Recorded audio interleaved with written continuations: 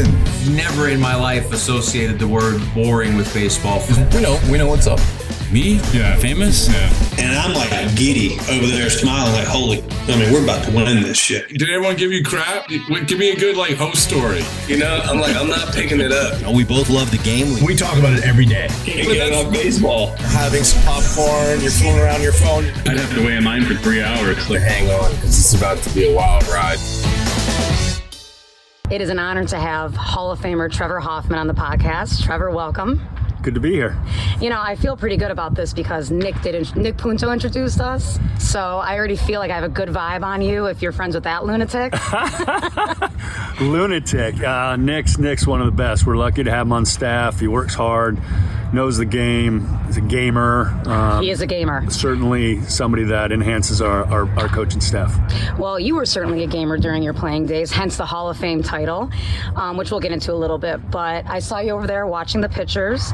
What's been kind of the vibe at Padres camp that you're seeing this season so far?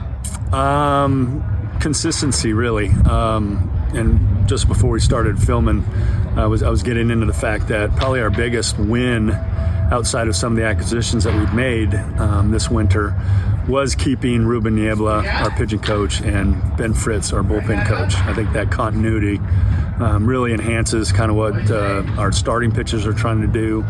Some of the guys coming off of injury that we've had, and then certainly some of the people we've added outside the organization that learn kind of the culture and, not just the analytics, but, just the things that they're trying to do as a staff.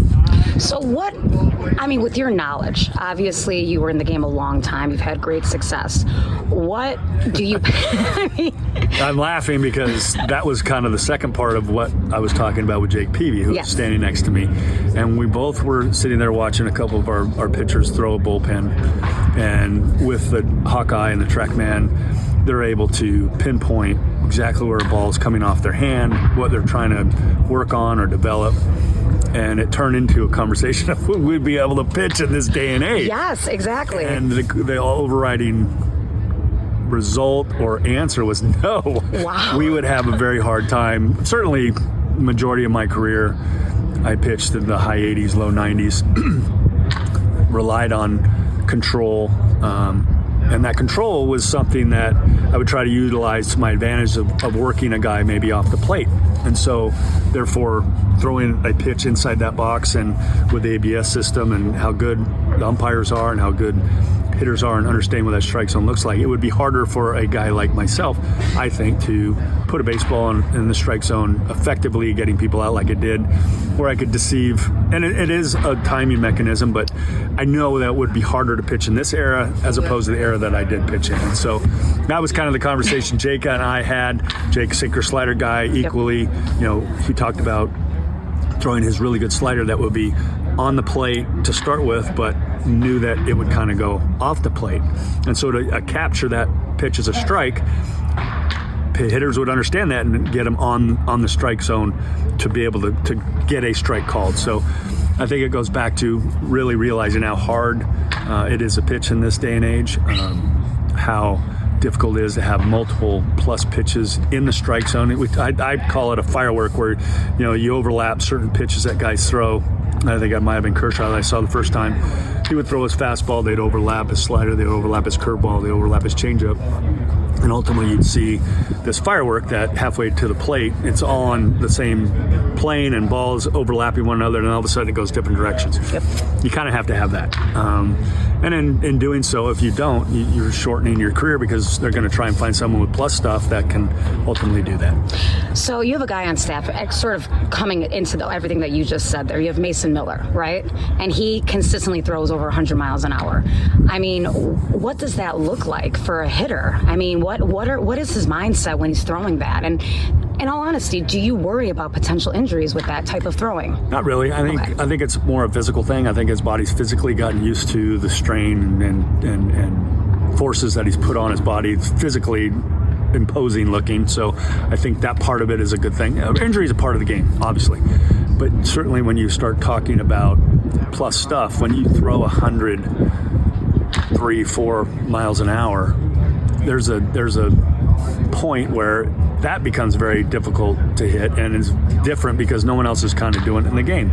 There's a handful of guys that are throwing consistently that hard, and when you see them in a short term, it makes it that much more difficult. And then you add a wipeout slider that is coming again out of the same arm slot and has a tendency to dive, dip, whatever, and you have to make a decision on what those things are. It's a nightmare to hit. So to answer your question, Mason is an anomaly. He's not, and we're very happy that he's wearing our uniform, but he's certainly somebody that would be very difficult to hit. So you mentioned ABS. Obviously, that is going to be very, very new for this year. What are your thoughts on it? Is it going to help the game? I mean, is it going? What are your initial thoughts? Yeah, I think it's going to be great. Yeah. I think fan interaction with it is going to be awesome. I mean, we saw it in the tennis game. It was seamless from having Tom and Harriet on the line trying to make calls where the ball's flying at 150 miles an hour and they're trying to decide whether it hit the line or not. You have the technology to use it, and so it's implemented in baseball, and I think you see the catchers in per se. I think both Freddie and Campy have both been very successful in recognizing what is a ball or strike in the strike zone as a catcher. But now when you stand them up and you put them in a hitting position, that recognition of what the strike zone looks like or is a little bit different. You're a little bit further away, you're standing up, you're not getting that direct line of sight. It becomes a little bit more of a difficult situation. So I guess I'm answering my question that I think it's going to be great for the game because, one, you're going to be able to get a strike, and a ball. What you're going to have to be aware of is the number of times you get to challenge, right, and how you want to deploy that challenge. You deploy them too early and you don't have it for the end of the game. And so my recommendation to the commissioner would be everyone gets one challenge the first 3 innings. If you use it, don't use it. If you use it and you're successful, you keep it. Obviously, the same kind of rules apply. But if you use it and you're wrong, you lose it. But then you get another one 4 through 6, and likewise 7 through 9. So that way you don't feel like you're kind of stuck with, okay, I used one, now I have to hold on to the last one until we get to maybe a crunch situation in the game. Well, we really never know when the crunch situation in the game could happen. It could happen in the first or second inning. Absolutely correct. Here's the other little caveat that I heard about the other day, and I'm trying to think who told me about it. And I don't know 100% sure, so I'm not going to say the name, but I will say it was a very good idea in that the ABS system is obviously a battle between the strike zone and the umpire, what's being called, and the player thinking yes or no. I think the umpire should have a microphone or an earpiece in his ear so that as the catcher knows what's coming, if the umpire knows what's coming, it's going to give them a better shot of recognizing if Mason Miller's on the mound throwing 100 miles an hour and throws a dot that he did in Chicago in the postseason. That's right. Have a better idea that that's where it's kind of going to go, and they have a better chance of getting that call right. I certainly recognize that maybe an umpire would set up a certain way with certain pitches and it becomes an advantage, someone would look for. But you do in a sense that, okay, the pitcher and the catcher get that sign, they come set, now that information gets to go to the umpire. So there's not time really to translate what that call might be. And so it's going to give the umpire a better shot at getting that call right. So you mentioned the era that you pitched in. Another implement that MLB put forward was the pitch clock. As a form, another part of our conversation. See, standing over there. It's almost like I was like I was eavesdropping. I was eavesdropping a little bit. So I mean, in all honesty, though, how would that affected your stuff? I think the human body only has the ability to regenerate at a rate that you can get back to or close to 100% in a certain amount of time, regardless of who you are. Regardless of how much you work out and how much you're in control of your stuff. 15 seconds is a short period of time to do that. And when it starts to get into the 20, 25, 30 pitch range of an inning, you're not going to be the same as what you were at the start of an inning. And so certainly stuff starts to regress. And the pitch clock is a real thing. The pitch clock wasn't really a factor in my era to a degree because we were kind of taught to have a pace that was quick. Absolutely. If things are going well, keep speeding it up. They make it harder on the hitter to stay up to par, we'll say. And so I think the pitchers have adapted well. Hitters aren't stepping out. I mean, that part of the game is great. You look up 2 hours into a ball game across the board, and you're in the 7th inning. It's fantastic for the fan. It's the commissioner got it right in that it's been really good for the game. I think there is a point where the game does need to slow down a little bit, and the strategy is a part of it, and pitches are extremely big, and you don't want the game to be dictated on the fact that it's been hard to get yourself back into an order to be able to throw a pitch. So one thing that, and again, I'm going to sound like I am a baseball purist to the nth degree, and especially during your era. And one thing that drives me insane is sort of the manager's quick hook of pitchers. You know, it almost seems like in their mind, if a pitcher hits 100 pitches, he's getting yanked, whether he's fatigued or not. What are your thoughts on that? Yeah, I don't think that the 100 pitch count is as arbitrary of a number as I once thought it was too. I think that was kind of the random number, or the number that everyone put a tag to, that now you're susceptible to injury. You kind of have to watch the game with your own eyes. Exactly. Like, were there stressful innings along the way? Was it pretty event-free? Is a strikeout guy going to accrue more pitches than a guy that looks for contact early in a count? I think ultimately what the question is for every manager in the game is, do I feel confident with the guy that will see the lineup for the third time? That's kind of what we hear. Or am I better served to bring in an arm that's fresh and hasn't been seen by the other team?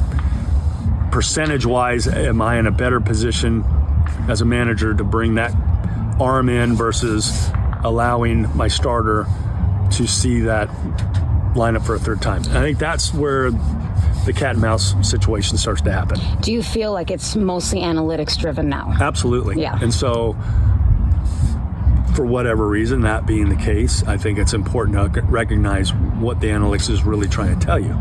Is it trying to tell you, the percentages are there to try and win the game, or are you trying to protect an arm, or are you trying to get length out of a particular starter? And so what is the ultimate goal? The ultimate goal is to win the game. Is my best opportunity to win the game that day to have a guy pitch longer so that it saves my bullpen, gives them some rest so they're better served the next day? Or am I in the postseason and every pitch is a swing of momentum? And so you manage differently in spring training as you do in April, as you do in July, as you do in October. And it's just a matter of trying to figure out that balance. So how do you feel about all this rage of the opener in the playoffs? Does that make you crazy, or is it something that you're embracing? I've kind of warmed up to it a little bit because I recognize that you're probably putting your best hitter or the most dynamic hitter in your lineup at the top, one of those first three spots. And so if you can start the game where they see someone one time knowing that's going to be it, and then you deploy your starter to start his game in the second inning with the fourth, and so on in the order, or maybe it's later. It goes back to limiting the number of looks that a lineup will get to see. So I understand it. I don't know if, what happens when it doesn't work out and that opener has given up a couple runs and now all of a sudden you're chasing that. Your starter has to come in with a little bit of momentum on the other side. I think it has wins and it has losses both ways. So moving quickly to Padres camp, which is what we're currently in, 2026. Who is a pitcher that you think is going to take the next step forward? Well, we brought a lot of guys in. I think getting a chance to see Joe Musgrove and Michael King be healthy is a huge win for our camp. It's a huge win for our staff. But we're also seeing the competition of a J.P. Sears and a Matt Waldron that have a chance to fill in the back end of our rotation, along with the Walker Buehlers of the world, the Griffin Cannings that we've brought in that are looking to make the team. And so there's options. I think options are always good. Whether or not those options would filter into a AAA situation if not used, or a bullpen situation, I think that's for the higher ups, the more pay grade gentlemen that have to make those decisions, not a special assistant. Yep. So I like the number of opportunities that we have. So I have to finish up the interview with asking, of course, the best question, which was your Hall of Fame induction. How special was that for you?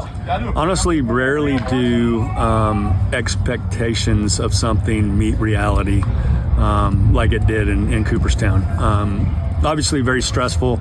You don't want to forget anybody. You don't want to get lost in the moment.